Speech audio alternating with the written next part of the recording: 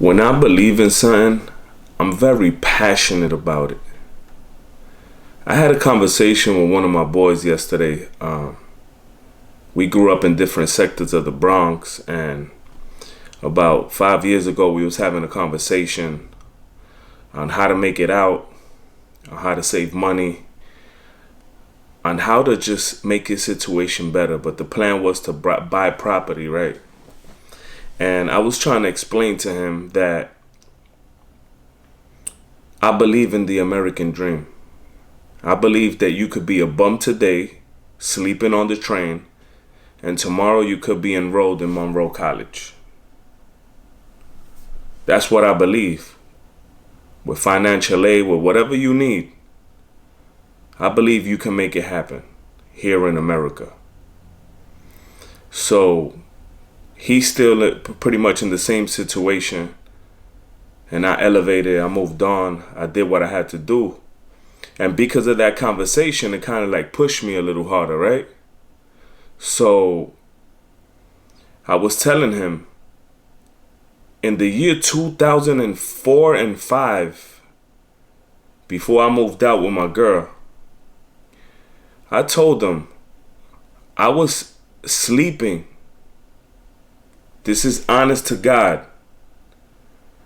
I was sleeping on a top bunk bed where the bunk bed was made for kids.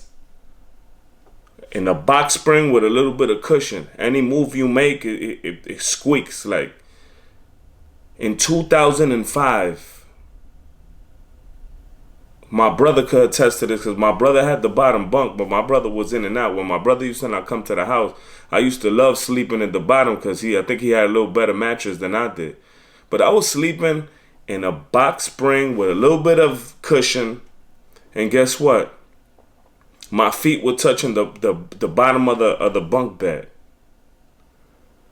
It's funny because when I used to change the covers, the actual mattress had dinosaur prints on it, bro.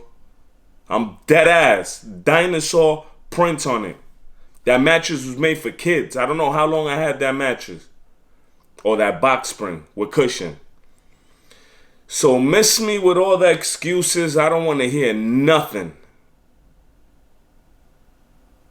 If you want it, just like a song I wrote, you go get it. It's no excuses. Excuses is for the weak.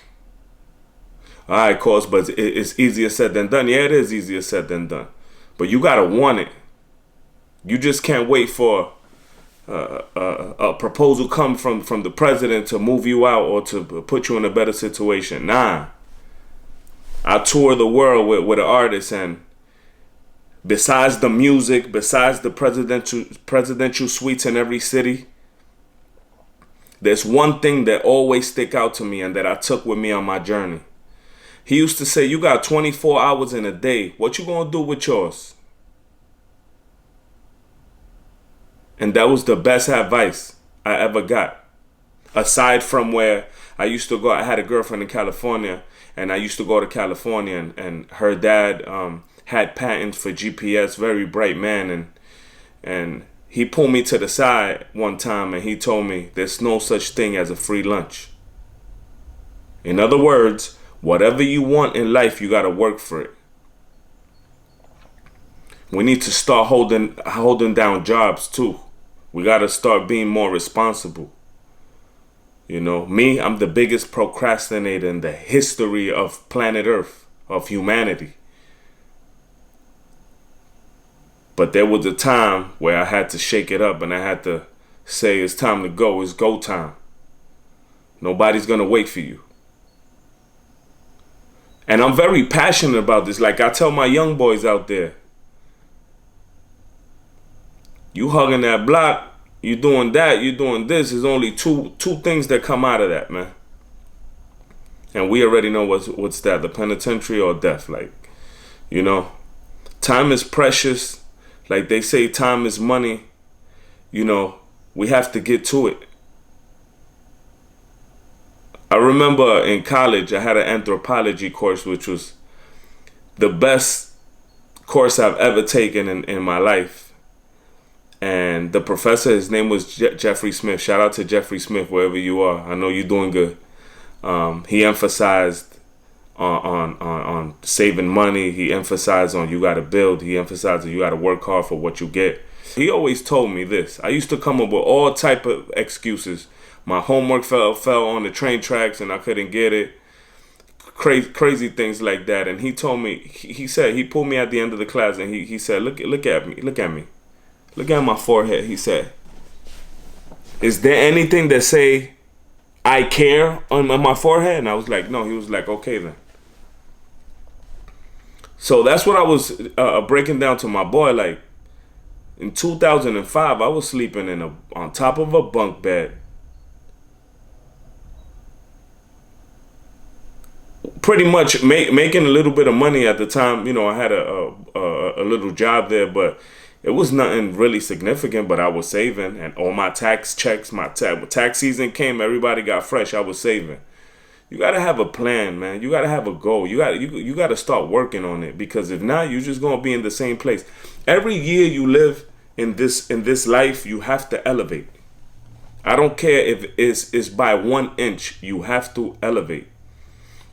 You can't just wait. You just can't wait for things to fall on your lap, man. You know, and like I always tell my young boys, bro, you got to get it together, man. You know, it's easy to do what you're doing, man. It's easy, you know. Shortcuts, we don't take shortcuts, you know. And excuses is for the weak. My whole message today is no more excuses, man. No more excuses. Excuses for the weak, and excuses gonna hold you back on whatever you do. Like I always say, don't leave for tomorrow what you could do today. So I don't want to hear about no excuses. I don't want to hear about none of that. Like that's just an easy way out. And like I said before, let's try to hold on these jobs, and let's try to educate ourselves on different things. So that if one job don't work out, we could go to the other and the other. Okay, it's easier said than done. Yeah, it is. But we got to put in from our part. I'm tired of hearing the dudes just stagnant. There's a kid from my neighborhood who bought a house and bought property. And I was so happy for him. Yesterday, I was having another conversation with one of the OGs from my building. And I told him, yo, we all come from the same place.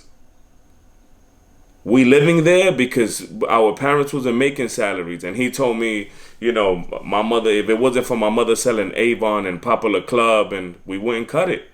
And if it wasn't for my mother cutting everybody in the building's hair and making all the ladies from 138 look right, I'll probably be in a worse situation.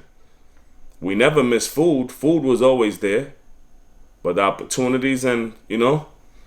So I told them, there was a lot of us in that building that had different mindsets. We're in the same place at the same time.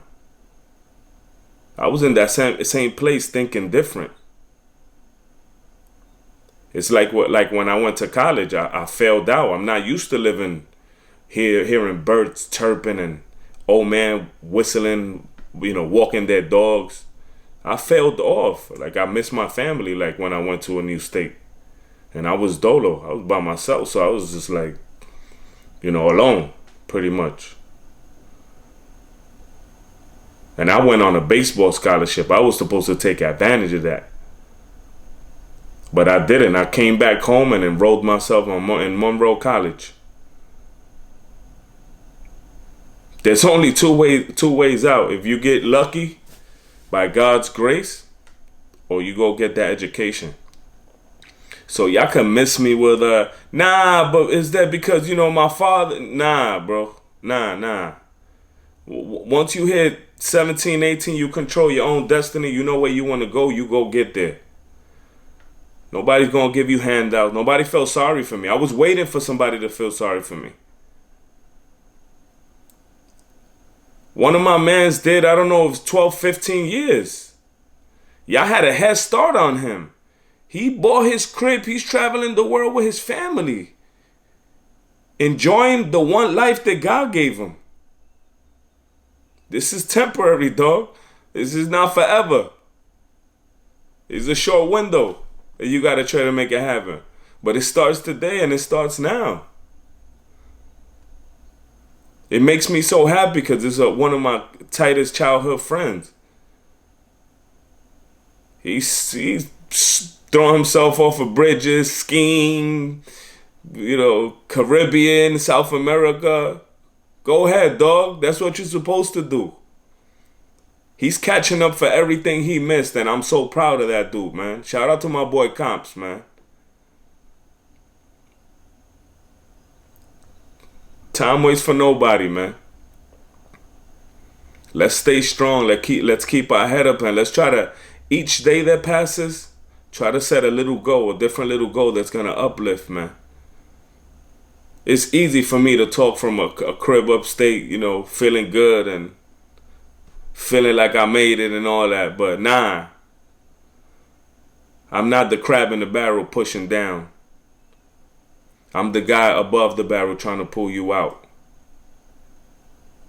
And I'm not rich by no stretch of the imagination. I'm not. But work hard and live the life that you want to live, man.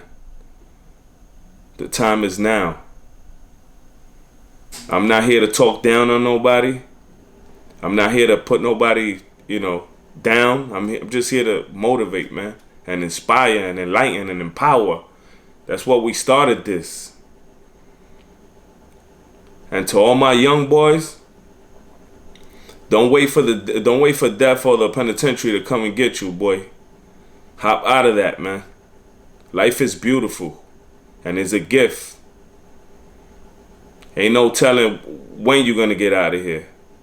And honestly, the true winners is the last man standing. So you rep your set. The winner's gonna be the last man standing. And the last man standing usually say, I want out of this right now. All my homies done got killed. I know I'm kind of like changing the subject a little bit, or we got off topic, but it's no excuses, man. So get up and let's get going. Let's start today, man. Peace and love, yo. If you haven't subscribed, like, and share. I'm just gonna keep coming with videos like this, man. We need to wake up. We need to go. The time is now. Thank y'all for tuning in as always, man. And for the little platform that we are right now, thank you to all you guys, man. Y'all really great, man. And we're gonna keep building and we're gonna keep working our way to the top with this, man. But thank you so much, man, and peace be with y'all, man. Have a great day, y'all. I kept trying, kept failing, game plan, kept changing, dreams fading, started hesitating, couldn't deal with the agitation, it only led to the aggravation of not having